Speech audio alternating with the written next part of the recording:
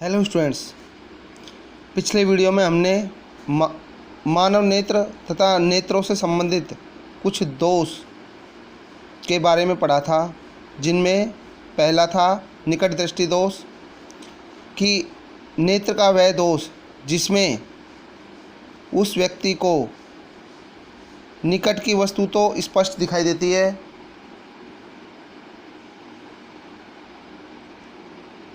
परंतु दूर की वस्तुएं उसे स्पष्ट नहीं दिखाई देती है। जिसका कारण यह है कि दूर से आने वाली प्रकाश किरणें रेटिना से पहले ही किसी बिंदु पर फोकसित हो जाती है, अर्थात जो इमेज है वो रेटिना पर नहीं बनती है, उससे पहले ही फोकसित हो जाती है। इस दोष के निवारण के लिए अवतल लेंस का प्रयोग किया जाता है। ठीक है, ये हमने कल डिस्कस कर लिया था। तो दूसरा है दूरदृष्टि दोष। दूरदृष्टि दोष इस प्रकार के दोष में व्यक्ति को दूर स्थित वस्तु तो स्पष्ट दिखाई देती है, लेकिन उसे निकट की वस्तु स्पष्ट नहीं दिखाई देती, अर्थात पास की वस्तु स्पष्ट नहीं दिखाई देती है। जिसका कारण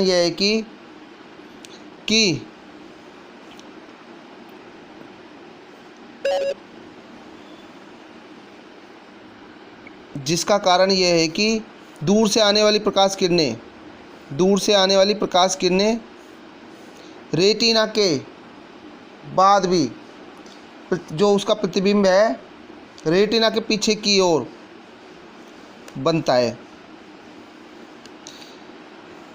जो प्रतिबिंब है, वस्तु का जो प्रतिबिंब है वो रेटिना के पीछे की ओर बनने लगता है। इस दोष के निवारण के लिए उत्तल लेंस का प्रयोग किया जाता है, ताकि जो वस्तु का प्रतिबिंब है वो रेटिना पर बन सके। तो उसके लिए क्या करेंगे, इस तरह से ये लेंस है,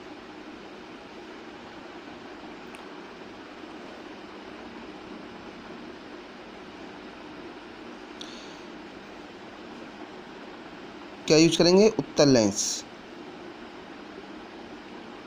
इस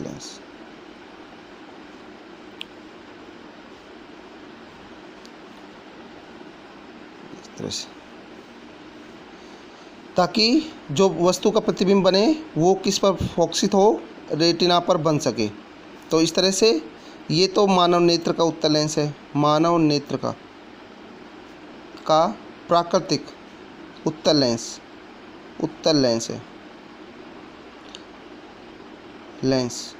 ठीक है। और ये क्या है, कृत्रिम उत्तल लेंस है, ये रेटिना है, ठीक है। तीसरा दोष आता है जरा दृष्टि दोष।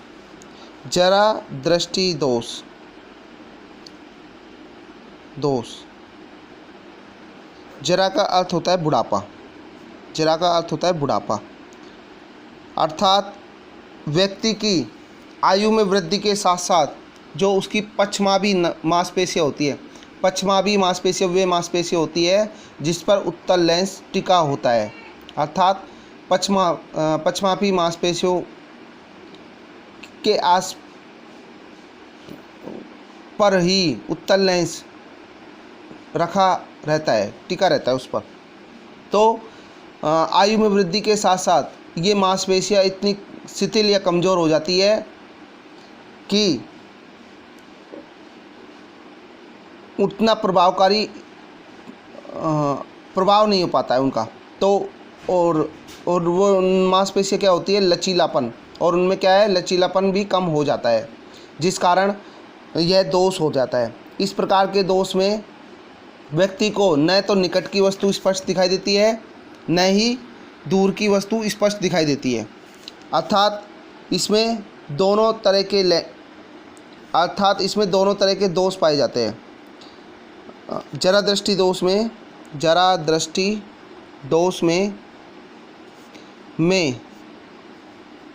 निकट दृष्टि दोष, निकट दृष्टि दोष एवं दूरदृष्टि दोष, दूरदृष्टि दोष दोनों ही पाए जाते हैं, दोनों ही पाए जाते हैं। अर्थात उसे न तो निकट की वस्तु स्पष्ट दिखाई देती है, न ही दूर की वस्तुएं स्पष्ट दिखाई देती है, जिसका मुख्य कारण है आयु में वृद्धि के साथ, आयु में वृद्धि के साथ मांसपेशियों का शिथिल हो जाना है, मांसपेशियों का शिथिल हो जाना है, मांसपेशियों का शिथिल का अर्थ होता है कमज़ोर, शिथिल हो जाना है। इसके निवारण के उपाय के लिए हम 2 लेंस यूज करते हैं। 2 लेंस यानी उसमें उत्तल लेंस भी होना चाहिए और अवतल लेंस भी होना चाहिए। यदि व्यक्ति 2 अलग अलग चश्मे यूज करता है तो उनमें एक लेंस उत्तल लेंस होना चाहिए, दूसरा लेंस अवतल लेंस होना चाहिए। ठीक है। यदि व्यक्ति एक ही चश्मा यूज करना चाहे तो अवतल लेंस उस लेंस के ऊपरी भाग में होना चाहिए तथा उत्तल लेंस उसके निचले भाग में स्थित होना चाहिए, निचले भाग में होना चाहिए। इस तरह के लेंस को डी-फॉक्सी लेंस कहते हैं। इस तरह के लेंस को क्या बोलते हैं? D-foxy lens, right. यदि एक ही चश्मा पहनना है तो डी-फॉक्सी लेंस का प्रयोग करना होगा। इस लेंस का ऊपरी भाग का अवतल लेंस और निचले वाला भाग उत्तल लेंस का होता है। ठीक है। चौथा आता है अबिंदुकता। ठीक है। इस तरह के दोष में व्यक्ति को क्षैतिज की वस्तुएं तो स्पष्ट दिखाई देती है, क्षैतिज की वस्तुएं तो स्पष्ट दिखाई देती है, स्पष्ट, परंतु ऊर्ध्व की वस्तुएं, ऊर्ध्व यानी वर्टिकल, ऊर्ध्व की वस्तुएं धुंधली दिखाई देती है। अथवा इसका जस्ट उल्टा, अर्थात क्षैतिज की वस्तुएं धुंधली या और ऊर्ध्व की वस्तुएं स्पष्ट दिखाई देती है, ऊर्ध्व की वस्तुएं स्पष्ट दिखाई देती है। ठीक है। तो वह दोष अबिंदुकता दोष कहलाता है, जिसका मुख्य कारण है जो कॉर्निया की सतह का पूर्ण रूप से गोलाकार न होना, कॉर्निया की सतह का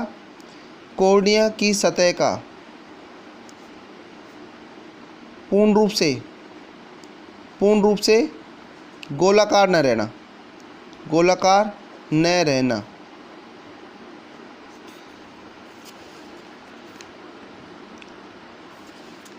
देखिए, जैसे मान लो ये कोई वस्तु है जिसमें क्षैतिज व ऊर्ध्वाकार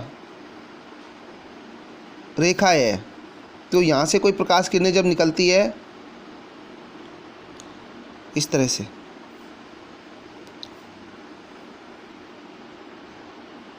तो ये मानव नेत्र ले लेते हैं, मानव नेत्र है इस तरह से,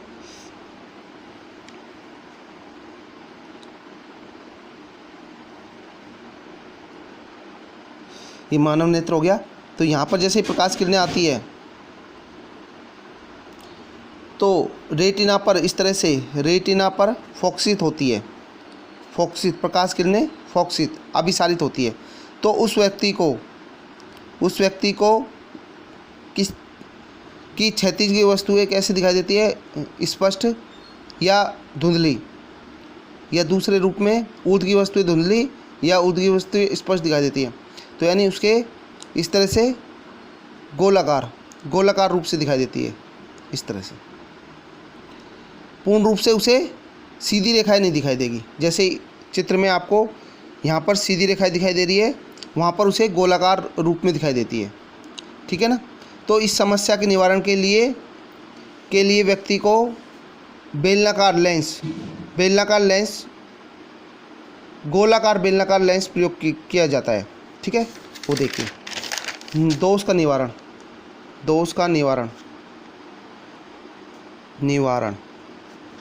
ठीक है। तो सबसे पहले ये क्षैतिज वस्तु है, ये वस्तु है वर्टिकल, ये आप इस तरह से।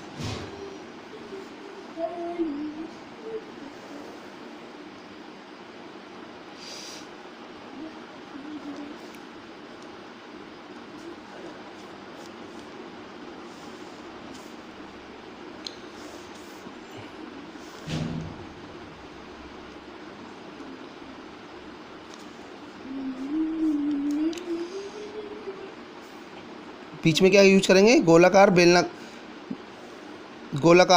बेलनाकार लेंस। ये क्या है, मोटे गोलीय बेलनाकार लेंस, और रेटिना पर फोकसित होती है, तो उसे जो वस्तु को इमेज है वो क्लियरली दिखाई देगी, इस तरह से, ठीक है। इस तरह से ये रेटिना होगा। तो नेत्र में मुख्य रूप से ये 4 दोष पाए जाते हैं, राइट। नेक्स्ट है दर्शन कोण अल्फा। दर्शन कोण को किससे रिप्रेजेंट करते हैं, अल्फा से। कि किसी वस्तु द्वारा नेत्र पर बना कोण ही क्या कहलाता है, दर्शन कोण कहलाता है। अर्थात वस्तु को हम किस एंगल से देख रहे हैं वही दर्शन कोण कहलाता है। वस्तु द्वारा नेत्र पर बनाया गया कोण ही दर्शन कोण कहलाता है।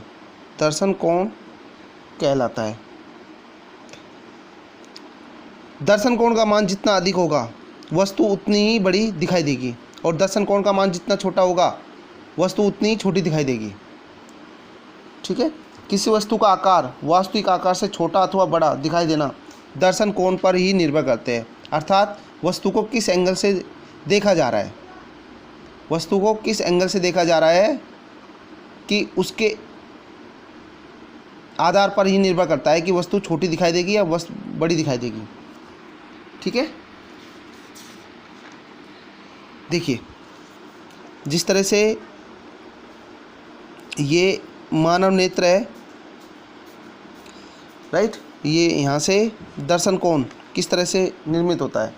मान लेते हैं यहाँ पे कोई वस्तु है, ठीक है। ये वस्तु ए बी है। इस तरह से यहाँ से दर्शन कोण यहाँ पे बन रहा है। तो यहाँ पे ये दर्शन कोण है वो आपका अल्फा है, ये रहा, ठीक है। तो इस कंडीशंस में ये अल्फा है, ये भी अल्फा है, राइट। तो प्रतिबिंब का आकार क्या होगा, बड़ा होगा इस केस में, ठीक है ना। यदि वस्तु आँख के नज़दीक है तो अगर यदि आँख, ये क्या है, आँख के नज़दीक है तो उस वस्तु का दर्शन कोण क्या होगा, अल्फा और अल्फा। तो उस केस में प्रतिबिंब का आकार क्या होगा, प्रतिबिंब क्या होगा, बड़ा होगा, राइट।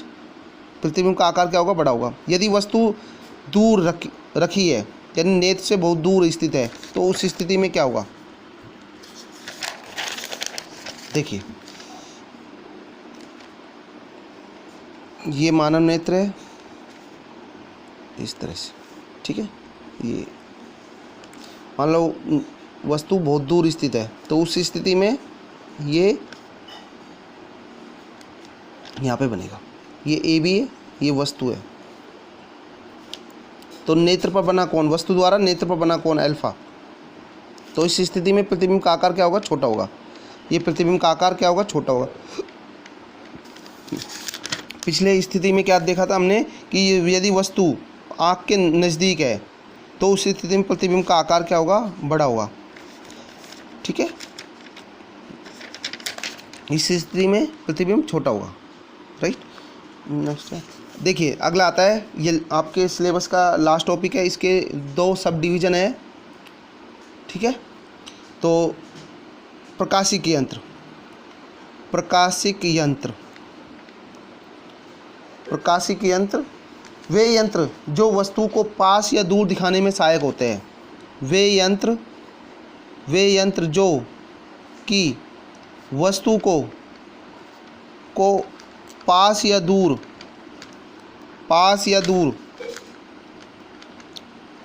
दिखाने में सहायक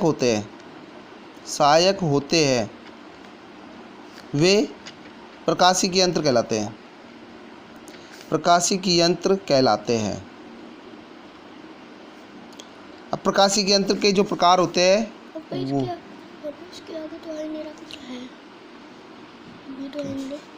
प्रकाशिक यंत्र मुख्य रूप से 2 प्रकार के होते हैं। पहला आता है आपका सूक्ष्मदर्शी, दूसरा आता है दूरदर्शी।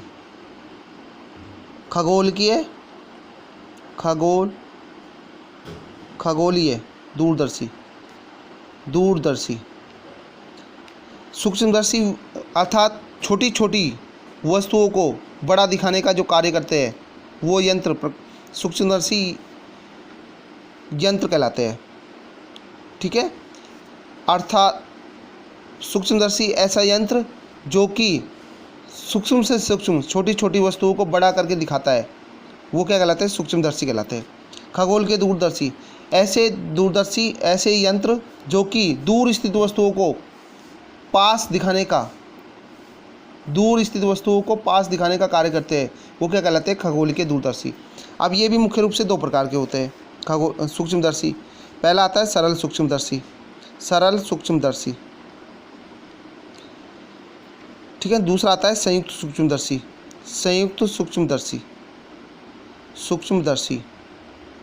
सरल सूक्ष्मदर्शी में केवल एक ही लेंस का प्रयोग होता है। इसमें कितने लेंस होता है, संयुक्त सूक्ष्मदर्शी 2 या 2 से अधिक लेंस का प्रयोग किया जाता है। संयुक्त का मतलब कंबाइंड, तो कंबाइंड में एक से ज़्यादा यानी 2 या 2 से। अच्छा, इनकी जो आवेदन क्षमता होती है, इनकी आवेदन क्षमता कम होती है सरल सूक्ष्मदर्शी की आवेदन क्षमता लेस देन 10 या 10 के इक्वल होती है। और इनकी आवेदन क्षमता, M का मतलब मैग्नीफिकेशन, इनकी आवेदन क्षमता 10 या 10 से अधिक होती है। ठीक है, अब खगोल के दूरदर्शी भी 2 प्रकार के होते हैं। कौन कौन से होते हैं, एक होता है अपवर्तक दूरदर्शी। ठीक है, दूसरा आता है आपके पास परावर्तक दूरदर्शी। अपवर्तक दूरदर्शी और परावर्तक दूरदर्शी, ये लास्ट टॉपिक है। इस टॉपिक के कंप्लीट होने के बाद आपका चैप्टर कंप्लीट हो जाएगा। ठीक है, तो ये आप इनको डिटेल में और पढ़ेंगे, इसके पश्चात आपका ये लेसन कंप्लीट हो जाएगा। राइट, तो आप सबसे पहले सरल सूक्ष्मदर्शी पढ़ते हैं, तो अपन चारों सूक्ष्मदर्शी को डिटेल में पढ़ेंगे। सरल सूक्ष्मदर्शी, संयुक्त सूक्ष्मदर्शी, अपवर्तक दूरदर्शी और परावर्तक दूरदर्शी। राइट, तो सबसे पहले डिस्कस करते हैं सरल सूक्ष्मदर्शी। ठीक है, सरल सूक्ष्मदर्शी पहला आता है आपका सरल सूक्ष्मदर्शी। तो मैंने आपको बताया था सूक्ष्मदर्शी वे यंत्र होते हैं जो कि छोटी छोटी वस्तुओं को बड़ा दिखाते हैं, वो सूक्ष्मदर्शी कहलाते हैं। अब यहाँ पे सरल का अर्थ है कि ऐसा सूक्ष्मदर्शी जिसमें केवल एक ही लेंस का प्रयोग किया जाता है, इस कारण इसे सरल सूक्ष्मदर्शी कहते हैं। राइट, इसकी आवेदन क्षमता कितनी बताई थी मैंने आपको, लेस देन 10 या 10 से बराबर होती है। राइट, अब देखिए इसे आवर्धक लेंस भी कहा जाता है, आवर्धक लेंस। ठीक है, आवर्धक मतलब ये वस्तु को बड़ा करके दिखाता है, राइट, क्योंकि मैग्नीफाई छोटी छोटी वस्तु को बड़ा करके दिखाता है।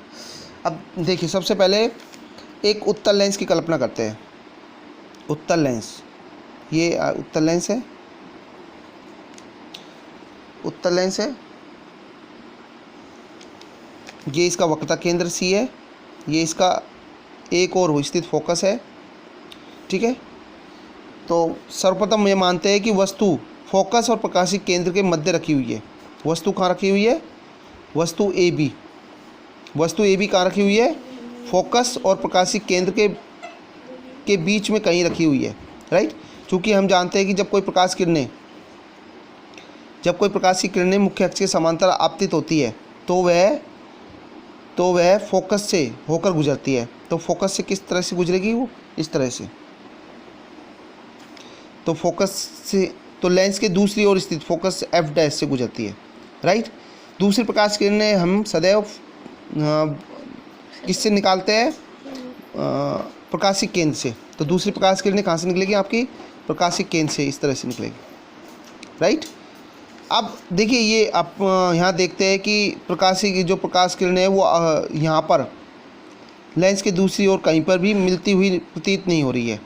तो क्या करते हैं, इनको पीछे की ओर मिलाते हैं। तो पीछे की ओर मिलाने पर ये कहीं जाकर मिलती हुई प्रतीत होगी। तो इन्हें हम क्या करते हैं? पीछे की ओर मिलाते हैं। तो पीछे की ओर मिलाते हैं इस तरह से।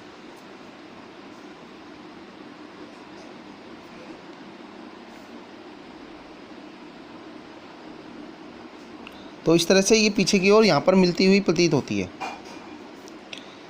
तो देखिए यहाँ पे ए डैश, ये बी डैश है, राइट। इस तरह से ये जो लेंस है क्या करता है? छोटी वस्तु को बड़ा करके दिखाता है, राइट। ये वस्तु है और ये क्या है? प्रतिबिंब है। इस वस्तु का प्रतिबिंब है, जो कि क्या है? आभासी है, बड़ा है, ठीक है, और लेंस के उसी ओर स्थित बनता है, राइट। तो ये वस्तु है, ये जो लेंस की फोकस दूरी है, लेंस की जो फोकस दूरी है एफ है। तो वस्तु क्या है? फोकस दूरी से कम दूरी पर ही रखा हुआ है, इस कारण यू लेस देन एफ लिया हुआ है, क्योंकि फोकस दूरी एफ यहाँ पर है। वस्तु क्या है? फोकस दूरी यहाँ पर है, एफ फोकस दूरी है। और वस्तु की दूरी क्या होगी? लेंस इसके यू बराबर एफ होगी, ये यू होगी डिस्टेंस, यानी वस्तु कहाँ पर रखी हुई है? वस्तु की दूरी क्या होगी? यू होगी। अब आप यहाँ देख सकते हैं कि एफ क्या है? बड़ा है, स्मॉल एफ क्या है? बड़ा है, क्योंकि वस्तु फोकस से पहले ही रखी हुई है, राइट। इस कारण हमने यू लेस देन एफ लिया है, राइट। अब देखिए जो अंतिम प्रतिबिंब बनता है, माना कि न्यूनतम स्पष्ट दूरी पर बनता है, न्यूनतम स्पष्ट दूरी पर। और न्यूनतम स्पष्ट दूरी हम क्या लेते हैं? डी लेते हैं, कैपिटल डी। तो न्यूनतम स्पष्ट दूरी क्या है? डी है, कैपिटल डी। तो प्रतिबिंब की दूरी ली है, इस कारण वी लिया है, राइट। अब देखिए कि न्यूनतम स्पष्ट दूरी के लिए सर्वप्रथम कि किसी वस्तु द्वारा, वस्तु क्या है? ए बी है, और वस्तु की हाइट कितनी है? एच है, और प्रतिबिंब की हाइट एच डैश लेते हैं, राइट। वस्तु की हाइट कितनी? वस्तु की हाइट है एच है, और प्रतिबिंब की हाइट क्या है? एच डैश है, राइट। तो दर्शन कोण अल्फा, दर्शन कोण की परिभाषा मैंने बताई कि किसी वस्तु का मानव की नेत्र पर बना जो कोण होता है, ठीक है। तो यहाँ पर हम क्या है? आँख बनाते हैं इस तरह से, ये आँख है, ठीक है। यानी वस्तु द्वारा मानव के नेत्र पर बना कोण क्या कहलाता है? दर्शन कोण कहलाता है, अल्फा, राइट। ये चीज़ प्रारंभिक स्थिति में ये भी मानते हैं कि वस्तु न्यूनतम स्पष्ट दूरी पर रखी हुई है, न्यूनतम स्पष्ट दूरी पर रखी हुई है, राइट। अब देखिए इसकी जो सरल सूक्ष्मदर्शी की आवेदन क्षमता होती है, आवेदन क्षमता क्या कहलाती है? आवेदन क्षमता कैपिटल एम, सरल सूक्ष्मदर्शी की आवेदन क्षमता, आवर्धन क्षमता जिसको लिखते हैं मैग्नीफाइंग पावर, ठीक है। मैग्नीफावर जो होती है वो होती है एम, कैपिटल एम द्वारा क्या होता है? लेंस द्वारा द्वारा बने प्रतिबिंब द्वारा, लेंस द्वारा बने प्रतिबिंब द्वारा आँख पर बना दर्शन कोण द्वारा आँख पर बना दर्शन कोण तथा वस्तु या बिंब द्वारा आँख पर बना दर्शन कोण। अब देखिए लेंस द्वारा जो दर्शन कोण होता है वो लेते हैं हम बीटा, ठीक है, और वस्तु या बिंब द्वारा जो बना दर्शन कोण लेते हैं वो अल्फा लेते हैं, ठीक है। तो इस तरह से कैपिटल एम इक्वल टू हो गया बीटा अपॉन अल्फा, राइट। तो नेक्स्ट है, अब उपरोक्त चित्र से त्रिभुज लेते हैं हम, त्रिभुज ए बी सी,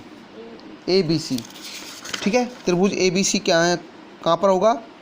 देखिए ये आप यहाँ आँख और बना लेते हैं कि ये आँख है, राइट। तो ये अपनी आँख, ये आँख हुई आँख, राइट। अब देखिए वस्तु द्वारा जो बना कोण वो तो अल्फा होता है, और प्रतिबिंब कौन सा? ए डैश बी डैश द्वारा आँख पर बना कोण क्या होगा? बीटा। तो यही कोण आपका अगर मान लो वस्तु से मेजर करते हैं तो वो अल्फा लेंगे, अगर प्रतिबिंब से मेजर करते हैं तो वही एंगल आपका बीटा हो जाएगा यहाँ पर, ठीक है, राइट। तो अल्फा, तो यहाँ से सबसे पहले tan अल्फा निकालते हैं, क्योंकि अगर वस्तु को देख रहे हैं तो बना कोण क्या होगा? अल्फा, और अगर प्रतिबिंब को देख रहे हैं तो उस कोण के केस में क्या होगा? ये बीटा हो जाएगा। तो वस्तु द्वारा देख रहे हैं तो त्रिभुज ए बी सी में देख रहे हैं, ए बी सी कौन सा होगा? ये वाला त्रिभुज ए बी सी, ठीक है। तो ए बी सी में क्या होगा? जो यहाँ पे मैंने इसको अलग से बना दिया है ए बी सी, ठीक है, राइट। तो देखिए किस तरह से इसमें ए बी सी में, त्रिभुज ए बी सी में, तो tan अल्फा, कितना हो जाएगा? tan अल्फा होगा लंब बटा आधार। अब लंब क्या होगा यहाँ पर? ए बी, और आधार क्या होगा? बी सी, ए बी बटे बी सी, ठीक है। अब ए बी का जो मान है, वहाँ पर क्या है? एच है, क्योंकि ए बी की हाइट कितनी ली है? एच ली है, राइट। और बी सी की वैल्यू कितनी है? यू है। तो वैल्यू रखेंगे इसमें, ए बी की वैल्यू कितनी है? एच है, और बी सी की वैल्यू कितनी है? यू है। तो tan अल्फा इक्वल टू कितना हो जाएगा? ये हो जाएगा, राइट। अब यदि बनने वाला जो दर्शन कोण है वो बहुत अल्प है, बनने वाला कोण क्या है? बनने वाला कोण क्या होगा? अल्प है तो, ठीक है। तो क्या होगा? अल्प है तो कितना होगा? tan अल्फा लगभग कितना होगा? अल्फा होगा। इस कारण क्या हो सकता है? अल्फा इक्वल टू कितना होगा? H upon you, right. तो हमें अभी अल्फा की वैल्यू तो हमने कैलकुलेट कर ली है, ठीक है। इसके बाद हम बीटा की वैल्यू और कैलकुलेट करेंगे।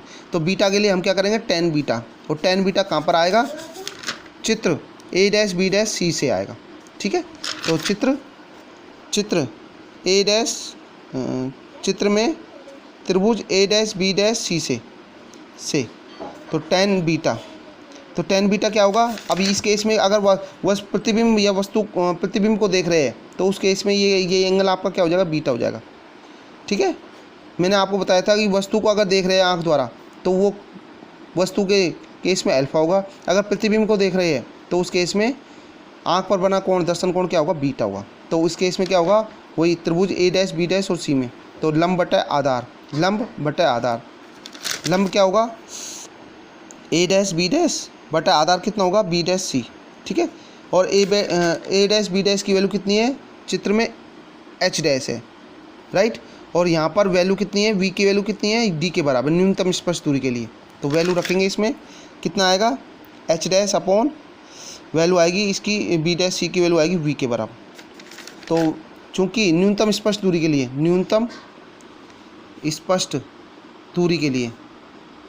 दूरी के लिए कितनी वैल्यू आएगी इसकी? v बराबर डी। तो वैल्यू रखेंगे इसमें tan बीटा की वैल्यू आएगी H dash upon D, right. अल्प कोण की स्थिति में, अल्प कोण की स्थिति में तो tan बीटा लगभग कितना हो जाएगा, बीटा, राइट। तो कितना आ जाएगा अपने पास, बीटा इक्वल टू कितना हो जाएगा, h'/d, राइट। ये इस तरह से। तो देखो हमने दोनों वैल्यू कैलकुलेट कर ली है इस केस में।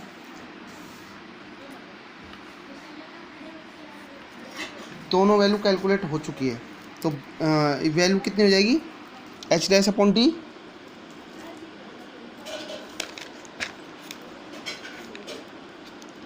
h/d, ठीक है। इसमें u के लिए एक स्थिति और रखेंगे कि कौन सी है, यदि दोनों वस्तुएं कौन सी, वस्तु और प्रतिबिंब दोनों न्यूनतम स्पर्श दूरी पर ही बने, तो यहाँ पर हम क्या रख सकते हैं, u इक्वल टू d भी रखेंगे। तो कितना आएगा यहाँ पर, अल्फा की वैल्यू आएगी h/d, ठीक है। ये आएगी अल्फा की वैल्यू कितनी आएगी, h/d, राइट। अब देखो दोनों वैल्यू हम एक साथ क्या कर सकते हैं, दोनों वैल्यू क्या आएगी, दोनों वैल्यू को रखने पर पहली वैल्यू आई थी अल्फा की वैल्यू आई थी h/d, ठीक है। और बीटा की वैल्यू कितनी आई थी अपने पास, h'/d,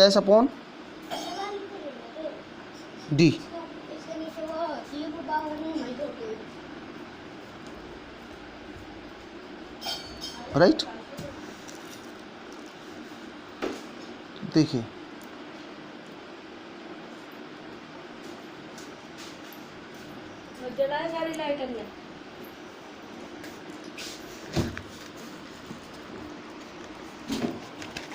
दोनों वैल्यू h' और d दोनों वैल्यू पुट कर देते हैं।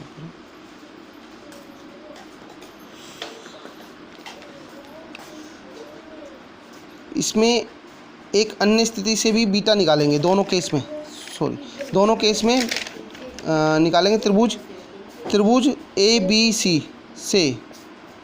से भी क्या निकालेंगे, tan बीटा क्या आएगा अपने पास, tan बीटा की वैल्यू आएगी यहाँ से, tan बीटा तो लंब बटा आधार, लंब कितना होगा AB बटे आधार कितना होगा BC, तो tan बीटा AB बटे BC, तो इस केस में निकालेंगे tan बीटा इक्वल टू कितना आएगा, AB की वैल्यू कितनी है, h/BC की वैल्यू कितनी है, U है, ठीक है। तो यहाँ पर दोनों वैल्यू निकालेंगे, कौन कौन सी वैल्यू आएगी, अल्प कोण की स्थिति में tan बीटा लगभग कितना होगा, बीटा, तो इसकी वैल्यू कितनी है, h/u, राइट। अब देखिए बीटा की वैल्यू दो वैल्यू आ रही है यहाँ पे अपने पास, कौन कौन सी आ रही है, बीटा की वैल्यू आ रही है, यहाँ पे निकाली थी अपने बीटा की वैल्यू निकाली थी h'/v और दूसरी निकाली थी h'/u, दो वैल्यू निकाली थी। तो क्या आएगा फाइनली अपने पास, tan बीटा की दो वैल्यू आई थी, कौन कौन सी आई थी, h'/v और दूसरी आई थी h/u, ये दोनों वैल्यू आई थी, ठीक है। तो यहाँ से अल्प कोण की स्थिति में कितना हो जाएगा, यहाँ से वैल्यू आ जाएगी अपने पास tan बीटा लगभग कितना होगा, बीटा, तो बीटा इक्वल टू कितना हो जाएगा, h/u